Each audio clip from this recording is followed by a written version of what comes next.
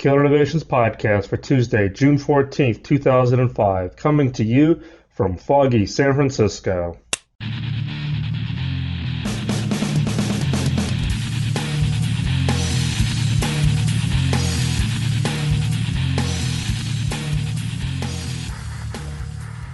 Hello, this is Phil McKinney, and welcome to the podcast. As I said in the introduction, I'm bringing you this podcast from foggy San Francisco. Since the last podcast, I've been to Chicago. I then flew to Naples, Italy. I then flew to Milan, Italy. I then flew back to Washington, D.C., and now have flown to San Francisco. And I'm actually in San Francisco this entire week. So, again, apologize for being another day late. So now this is Tuesday. It's actually, coming up on 1 o'clock in the morning, East Coast time, on Tuesday. So another day late. This thing seems to keep creeping.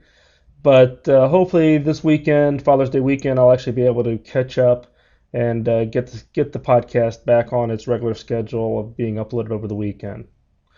Before we get started, please keep in mind that the opinions expressed in this podcast are mine and mine alone, and do not necessarily reflect those of my past, current, or future employers. First off, I want to say thanks for those of you who came out to SuperCom in Chicago, and we had a chance to meet. A number of you came to the speech on Tuesday, and I know I met one of you in the speech on Wednesday, and a couple of you ran into on the show floor. So again, thanks for making the effort to search me out so we have a chance to talk. I appreciate the feedback and the chance to meet with you directly face to face. Again, as I said in the previous podcast, I'm going to try to put up my schedule of appearances so that if you do find yourself at one of the major events, then we can actually hopefully touch base. I think I'm doing a number of really smaller events. I think my next major event that I will be at will be the IBC International Broadcasters Convention, September in Amsterdam. And then I'll be doing a 3G conference in Hong Kong also in September. So the summer will be kind of a little bit light, but again, my plan is I'll try to post those up on the blog. So if you do happen to be at one of these conventions, we can hopefully find a chance to get together. Also, over the last couple of weeks, I've received a number of emails with regards to the ID3 tags. The ID3 tags are the embedded information that goes into the MP3 files that your playlist manager uses, whether that be Windows Media 10 or Apple iTunes, and received a number of suggestions on changes to the ID3 tags to make it easier for you to search, store, archive the podcasts. Also received a number of suggestions with regards to the file/show name to shorten it up and change the way it gets displayed so that you can actually see it on the screen of your MP3 player, whether you have an iPod, or an MP3 player from that run in Windows Media or an iRiver or whatever the case might be. So, based on the number of feedback and the changes, my current plan is to modify the ID3 tags and modify the file and show name starting with the first podcast in July. This gives you some time to get ready if you are using anything that's currently in the ID3 tags to do any kind of cataloging or archiving. So just be aware that the first podcast in July, I'm going to be modifying the ID3 tags and the file and show name. If you're not doing anything special with that information today, you're just taking your podcast, moving it into your directory, and having it appear automatically in the playlists, then there's going to be no change to you whatsoever. If, however, you're doing something special with this podcast, such as keeping it around, putting it into a special place for an archive, then you'll need to possibly make some changes. Okay? So again, that will occur in the first podcast of July. We'll be making the changes to the ID3 tags and the file show name based on the feedback from a number of you. For today's podcast, we're going to have the normal 3 segments. The first segment, we're going to talk about the end-to-end innovation process. What happens or what are processes beyond the brainstorming ideation phase all the way through the commercialization phase, and what kind of return or benefit or productivity gain you should expect for organizations that implement an end-to-end innovation process. In segment 2, the weak signals, we're going to talk about perspective and how looking at things a little bit differently can reveal weak signals, early hints on possible killer innovations. And in the third segment, as usual, we will have the killer question of the week. So let's go ahead and get started talking about the end-to-end process. Over the last couple of weeks, I've received a number of emails and actually a couple of Skype calls from people looking for input on end-to-end innovation processes. What processes have proven successful, what kind of returns an organization could expect, thoughts about different phases of that process, etc. So what we're going to talk about, and this is actually going to probably stretch over a couple of podcasts, talking about the end-to-end process and what are some of the things you should plan for or include in your own innovation methodology. So first off, what kind of returns can you expect from an end-to-end innovation process? There have been a number of studies that have been put out there, but one study that I've seen quoted a number of times has shown that an innovation investment yields a 30% annual return, meaning if I put in X amount of dollars, then I can look at a 30% annual return compared to an 8 to 10% return on investment in physical capital, such as in new machines, new infrastructure, office space, etc. Now, here's a word of caution when you start looking at these kinds of studies and this kinds of information is the key with innovation is that it is a long-term return. Year one, you may not get much of a return. Year two, you'll start seeing some return. Year three, you'll start seeing a growing return. The key here is that you have to focus on an innovation pipeline. And once you've created this pipeline, this source of innovations that are working its way through the process, through your methodology, you have to continue to feed the pipeline. If you stop that investment, whether that means management has made the decision to meet short-term financial goals and therefore reduce its investment in the pipeline, you'll continue to get return because of things that are already in the pipeline, but at some point in the future, that pipeline is going to go dry. You're not going to get the return. You're not going to get that output if you don't continue to feed your innovation process. So again, studies have shown that the innovation yields a 30% annual return, but only once you have a process in place and you continue to invest and fill that pipeline. So what is the corporate view? I mean, I'm guessing from the emails and from the phone conversations that a number of you are trying to use these kinds of numbers to justify to your organization, to your management team, to your department heads about putting together a more formalized innovation process. Well, a survey put out by Diamond Cluster International, one of the major consulting firms based in Chicago, did a survey on the corporate view of innovation. And it's interesting, 87% of the CEOs, and these are CEOs of major corporations, rank innovation as one of their top 5 priorities. I don't think that's too surprising. Interesting, though, is that these same executives boast that their companies excel at innovation. So it's interesting the fact that everybody recognizes that it's important. Secondly, they all boast that they're good at it. However, these same executives couldn't differentiate between incremental improvements and breakthroughs. So they took a pretty broad definition when they said they were good at innovation, yet when you sat down and you drilled into that next question, they couldn't differentiate really between That little increment, change the color from black to blue versus breakthrough innovations, fundamental shifts in their business and their customers or their markets served. And then it's also interesting to note that very few of these executives said that they had any kind of structured approach to innovation. So their innovation process was purely almost a serendipitous kind of exercise. So here you are. They rank it as one of the top 5 priorities. They boast that they're good at it. At the same time, when you talk to the executives, they can't differentiate between incremental and breakthrough. And they also fess up that they don't have really a structured approach to innovation.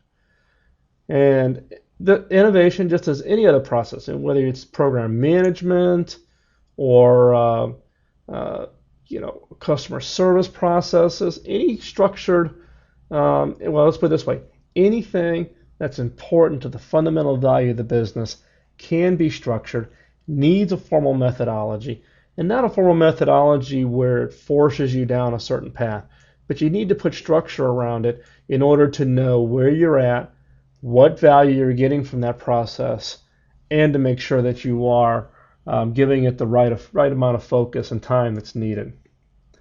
So let's talk about the impact of structured innovation.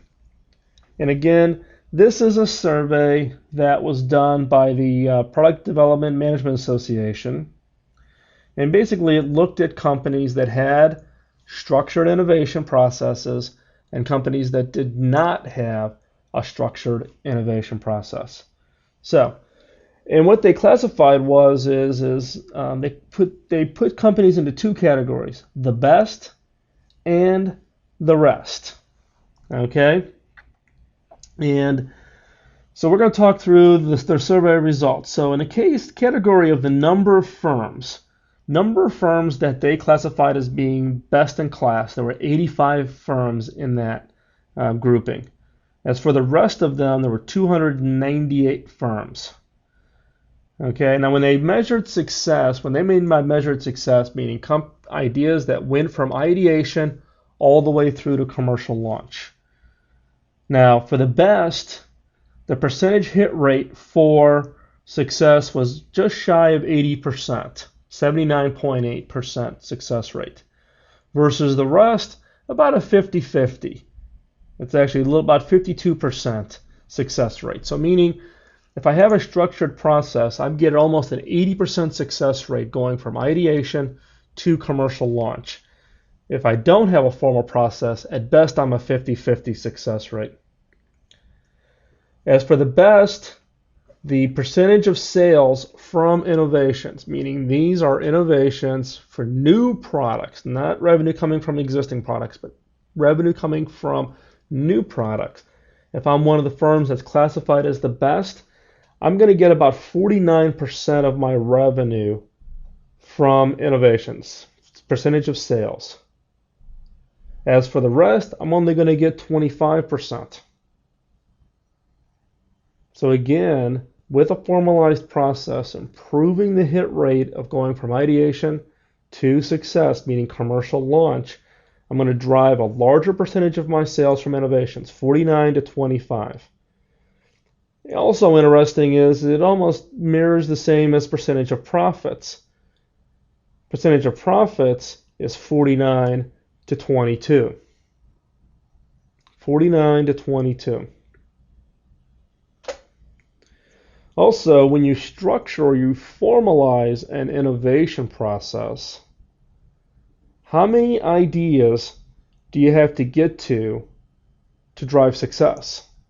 How many raw ideas, meaning not the ideas that you've qualified and you drive, but how many raw ideas in order to find one that is going to drive you to be successful? For companies that have a formal process, it's 3.5 ideas for every success. For those that don't have a formal process, it's 8.5. So I need 8.5 ideas to find the one good one. Versus if I have a formalized process, whether that's killer innovations, killer ideas, killer questions, whatever approach you want to use to create the ideas. For the best, it's 3.5. For the rest, it's 8.5 ideas for every success. And so with that, you can see that by creating a structured innovation process, you significantly increase your percentage of success rate to 80% for best at 50-50 for the rest.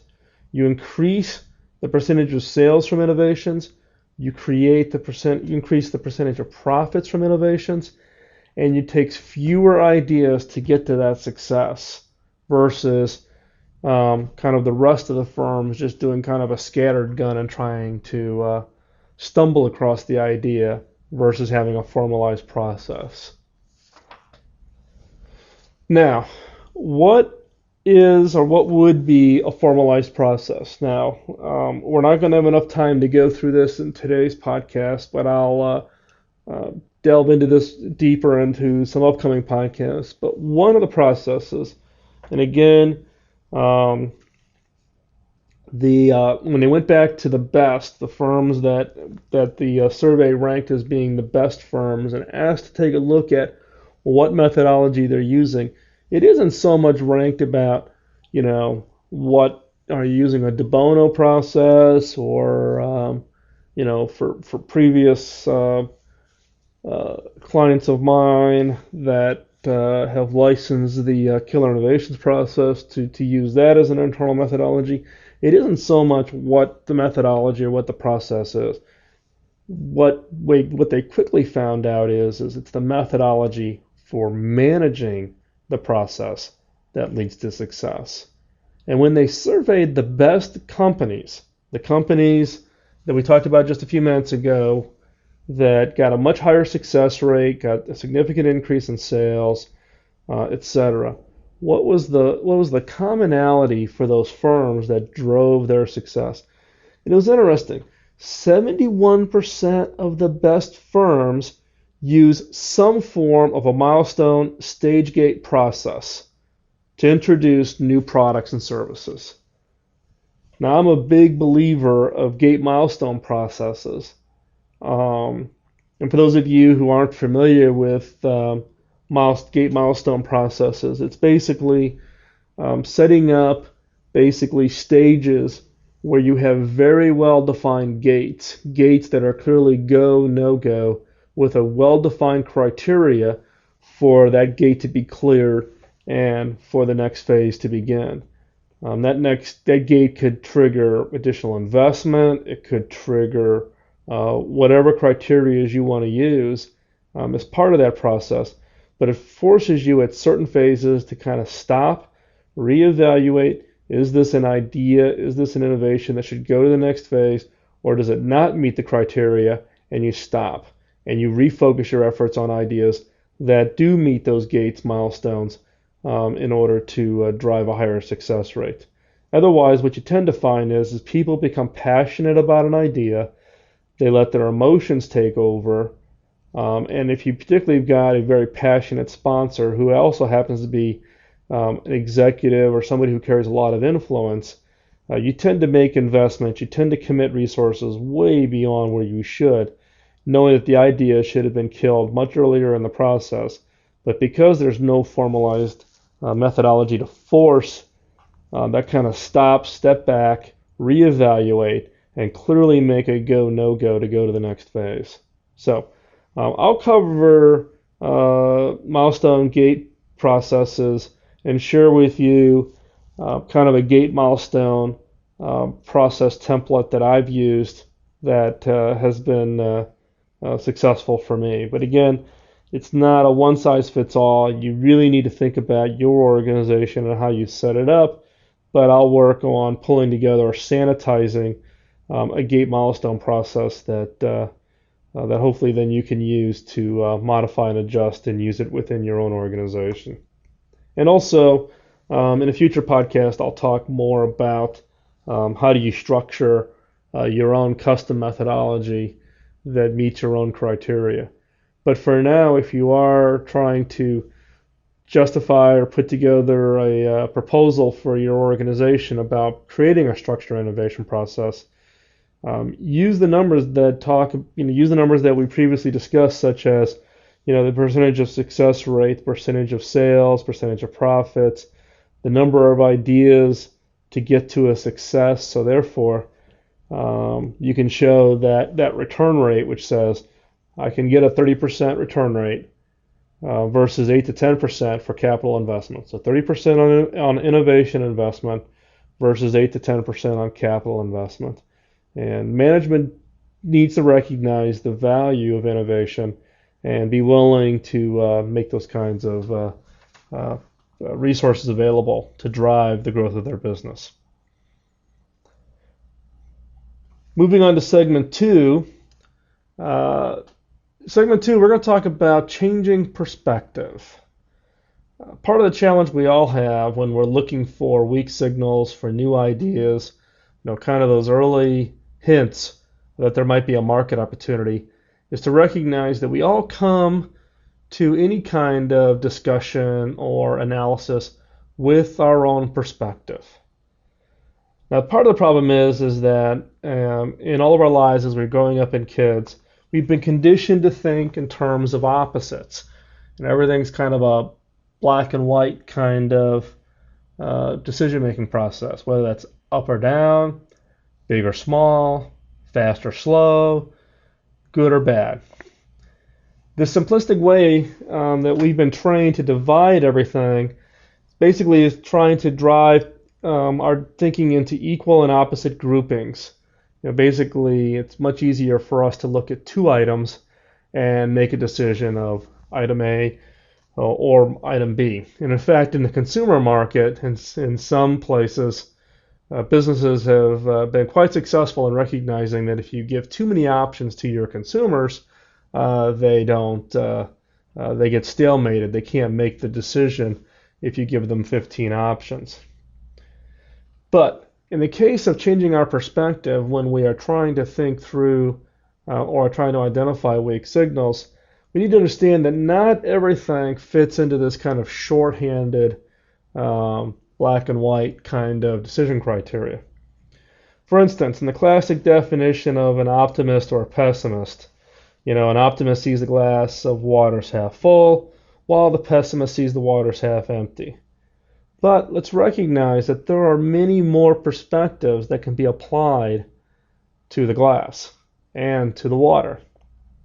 And this kind of highlights diversity of team members that you need to bring together in order to get all the possible perspectives. And it's that diversity of view, that diversity of perspective, that'll help you identify those weak signals. So what are some of the other perspectives? Well, one is the idealist.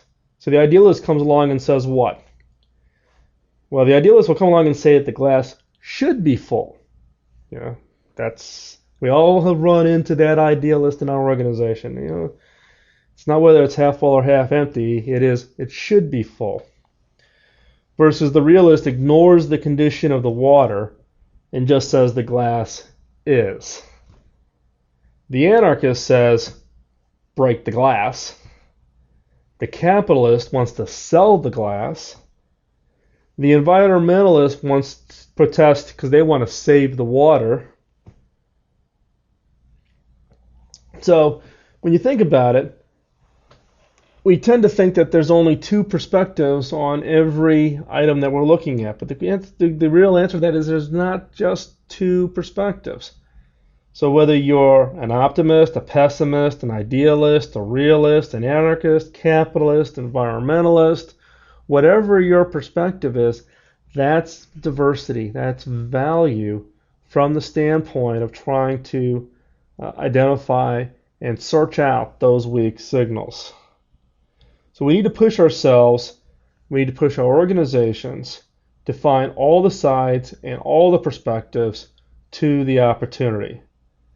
If you do that, then you'll find that weak signal. You'll find the opportunity. You'll find the opportunity in the chaos that exists out there, that only this diversity can bring to it. Moving on to segment 3, the killer question of the week. Now,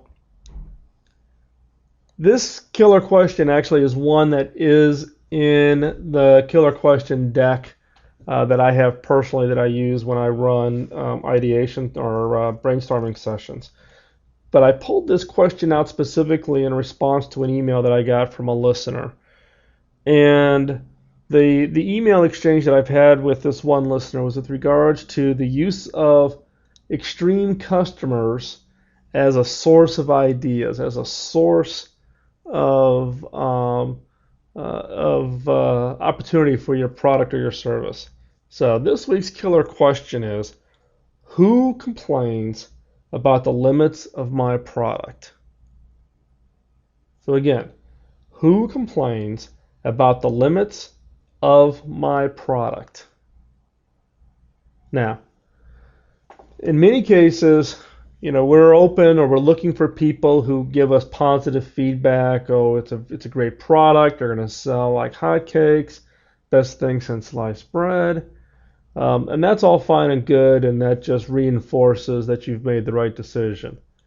However, what I have found as critical or key to success that I've had with products and services is to listen very, very closely to the people who complain, particularly finding people who are passionate about your product that they complain the most often. These are the ones that can be really, really annoying. Now, there's some of them that just do it out of being an extreme. But if you find somebody who complains and who's also passionate about your product, that's the feedback that you need to listen to, that you need to tune yourself into. So, who are they? Who are the people that complain about your product? What segment do they belong to? Are they a certain socioeconomic? Are they coming from a certain geography? Do they come from a certain industry?